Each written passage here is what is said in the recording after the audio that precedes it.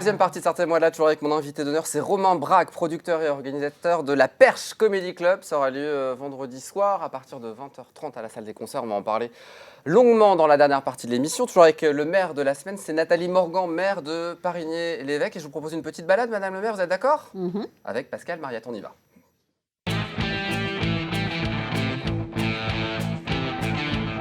Le roi soleil à nous est là. Bonsoir Pascal Mariette. Bonsoir. Petite balade ce soir, la pierre bergère, c'est un menhir, la lanterne des morts, on en a parlé il y a quelques instants, la fuite, la place des Trois Puits ou encore l'ex-sanatorium, j'en ai parlé dans le sommaire de l'émission. Mais pour démarrer, on va prendre la direction des bois. Oui, parce que la commune de Parigné est une commune très boisée. 46% de son territoire est couvert par des forêts. Donc une qui est connue, qui est les bois de Loudon, une grande partie des bois de Loudon. Alors j'ai quelques images. J'ai pas les images de l'étang qui est à sec en ce moment. Je suis passé il y a pas longtemps. Tout est vide. Il y a des tas de randonnées à faire dans ces bois de Loudon à découvrir. C'est vraiment, bon, c'est des pinèdes, hein, on est sur le fameux sable cénomanien. Et il y a des endroits un peu curieux. Est-ce qu'il y a des parcours que tu peux recommander à Alors, Romain? Oui, il y a des parcours qui existent. Il a très envie de se balader, des je cartes. pense. Eh ben, je l'emmènerai un dimanche et on fera une balade. Très bien. Et là, c'est super sauvage, on peut faire plein de trucs. Pour moi, ça va en VTT, c'est plat, c'est pas comme dans les Alpes Mancelles. Là, ça me va, tout à fait, très très bien. Et donc, oui, tram vert, tram bleu, vous avez aussi le Naret, qui est vraiment aussi une zone naturelle.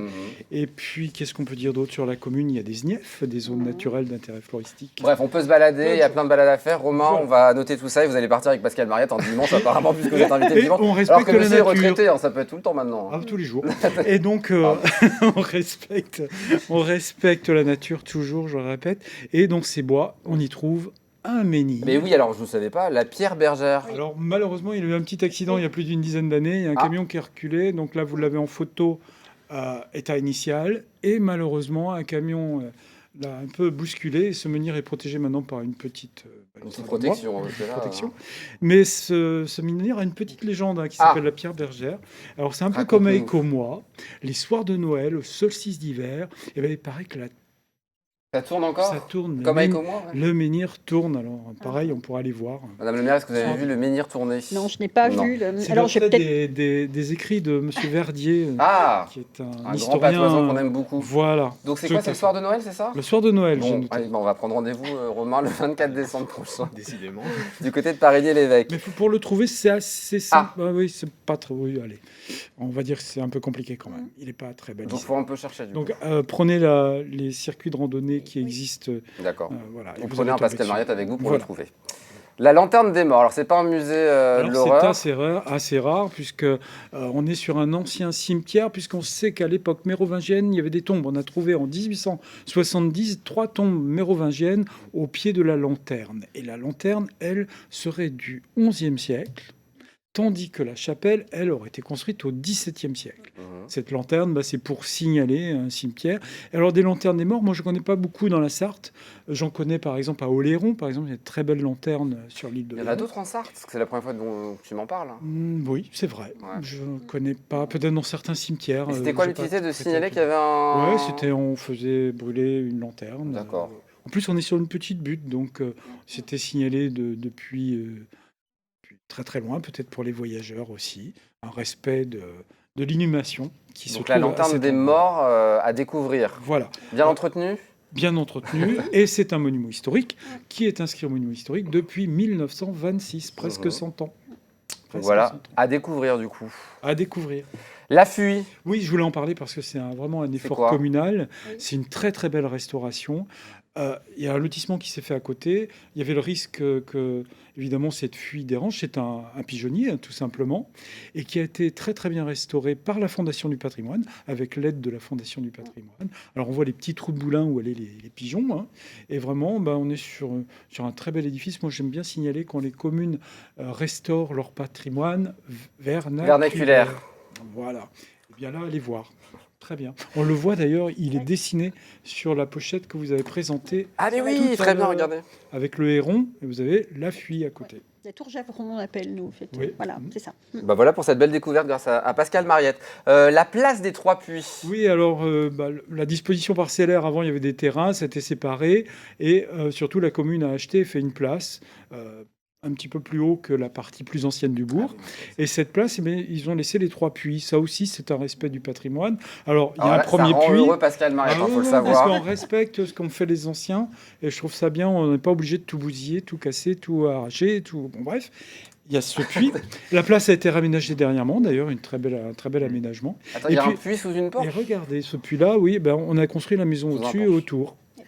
C'est des cabinets, je crois, médicaux. Et donc, on trouve ce puits, qui est vraiment le puits sartois, avec sa petite mitre, qui protège l'eau. Et on peut rentrer à l'intérieur, du coup on peut voir à l'intérieur. Si tu ouvres la porte, il y a le puits dans le fond. Très bien. Et puis le troisième, alors qui est chez un particulier en limite de terrain, qui est un tout petit puits carré.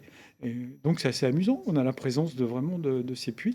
Moi, je ne connais pas de place, 3 puits, même dans la salle. Bravo, respect du petit patrimoine, ça c'est important. Oui, et c'est le fait que le parcellaire a disparu avec le temps et on se retrouve avec le patrimoine de nos anciens. Et puis pour finir, sanatorium. Moi, j'aime bien le patrimoine 20e. Et patrimoine 20e, on est presque à l'Art déco. Et dans les années 30, il y a un monsieur Galwedek qui va se faire aider par une association. Alors, je vais le lire parce que c'est l'association Hygiène Sociale de la Sarthe et par la souscription des Sartois. Et donc, il va vouloir ouvrir un sanatorium. Il faut savoir que dans ces années-là, il n'y avait pas la Covid, mais il y avait la tuberculose. Et la tuberculose... Donc un sanatorium, c'est un centre de soins, pardon. Beaucoup de gens en mouraient. Et surtout, la tuberculose, il fallait respirer sainement dans un endroit sain et pas en ville, où on oublie que la ville était aussi très polluée par les cheminées, par plein de choses. Et donc, ce médecin va réussir à construire ce grand centre, donc vraiment qui est un centre remarquable, qui est un des plus grands qui a été fait en France à cette époque-là. Et donc, François Galwedek, sur son initiative, ouvre, et porte son nom aujourd'hui, ce centre. Alors, il y a des photos de la reconstruction, mais si vous regardez bien, ça rappelle beaucoup cette architecture que l'on trouve même dans l'Europe de l'Est, cette architecture qui est entre l'art déco, et puis hygiéniste, vraiment. Voilà. Et on regarde aussi des petits détails. On savait faire, il y a une petite chapelle. Et si vous regardez les détails de la chapelle, évidemment, on prend un petit porche d'art nouveau, mais on est le passage de l'art nouveau à l'art déco. On trouve la présence de la brique, etc. Vraiment, on est sur un très bel endroit. Alors aujourd'hui, ça n'a plus tout à fait la même fonction, puisque c'est pour la rééducation fonctionnelle, pour le repos, et puis aussi, je crois que c'est les soins palliatifs. Oui. Et donc, c'est vraiment un endroit où on a peut-être tous, en tant que Sartois, été voir quelqu'un qui était en repos dans ce centre, mais qui est vraiment un endroit... oui, un lieu important, Madame le maire, le centre Galwedek aujourd'hui. Oui, c'est un centre important. C'est vrai que le cadre est magnifique. Donc, voilà, quoi. Merci beaucoup Pascal pour cette belle balade. On va donner toutes les adresses et tous les endroits où aller pour Romain. Mais merci. C'est l'heure du tu préfères ? Allez. On y va, c'est parti.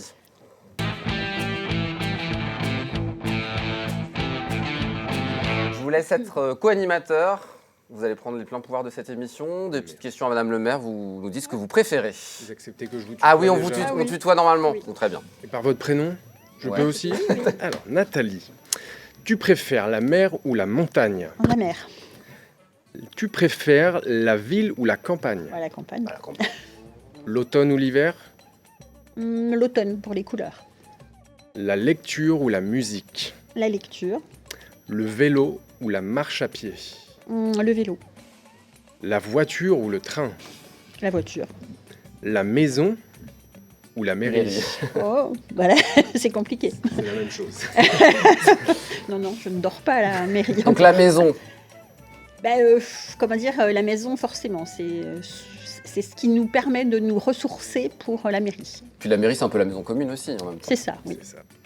Les rillettes tous les 24 heures. Ah. Je dirais les 24 heures. Ça va être de plus en plus piège. Le Janière ou le Coteau du Loir? Le Janière. La Sarthe ou le Loir? La Sarthe. Changer ou le Grand Lucé?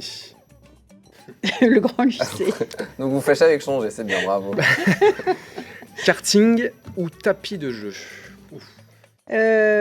Karting. Alors, la Meuline, le Fournil de Parigné ou les épis sucrés? Joker. Ouais, j'imagine. On aime tellement nos accepte. commerces qu'on les accepte veut le tous. Joker. Ouais, on accepte là. Le château de la Vaudère ou le château de Montbraille? La Vaudère, j'habite à côté, pas très loin. Montbraille. Montbray. Alors, des ongles regards, les îles de beauté ou au spa? là aussi, Joker, puisque ça nous permet, en fait... Oui, ce sont des commerçants et c'est du bien-être. On va être dans le même... On me dit trop de Joker dans l'oreillette, madame le maire. Non, on y va. Le bordage ou le petit chaton? Ah, où est-ce qu'on va loger? Le bordage, c'est très beau. C'est une personne que je connais bien aussi. Donc, allez, je vais faire de la pub pour le bordage. Le bordage, très bien. Donc le petit chaton et puis le bordage, on ira aussi. Puis là, attention, j'ai vu le petit pic. Le perche ou la perche? Ah La perche. Ou la perche. La Perche Comedy Club, vendredi soir à partir de 20h30. Ça, ouais. Une petite dernière pour finir. La meilleure. Pour finir. LMTV ou BFM TV? LMTV, oui, merci bien sûr. madame le maire. On passe à la ville mystère.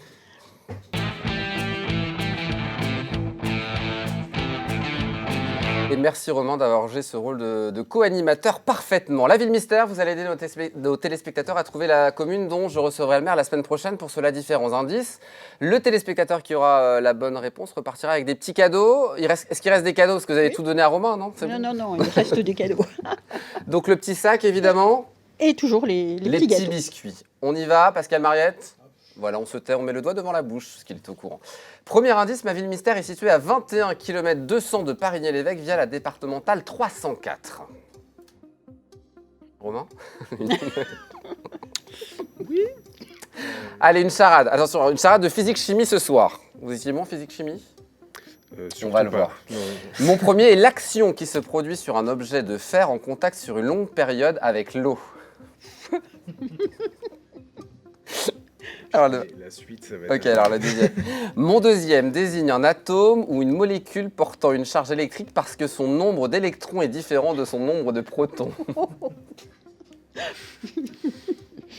Ah, ça va vous aider. Mon tout est le nom du maire de Coulennes, mais aussi le nom de ma ville mystère. Je l'ai, Rouillon. Ah bah voilà, Christophe. on y trouve les jardins de Vaujoubert. Les habitants s'appellent les Rouillonnaises et les Rouillonnais. Si vous avez la bonne réponse, vous envoyez un mail à jeu au pluriel @lmtv.fr. Merci beaucoup, madame le maire. Merci. Vous reviendrez Oui. pour parler de tous les projets, peut-être d'un futur Poisson d'avril. Ah oui, peut-être. On attend avec impatience en tout cas. Merci Pascal Mariette. Merci à vous. À très bientôt pour de nouvelles aventures. Dans un instant, on va causer patois. Vous l'avez vu en coulisses, hein. On va rigoler, ça va être dur. Vous allez rigoler. Ouais. Bon, ne bougez pas, à tout de suite. Merci madame le maire.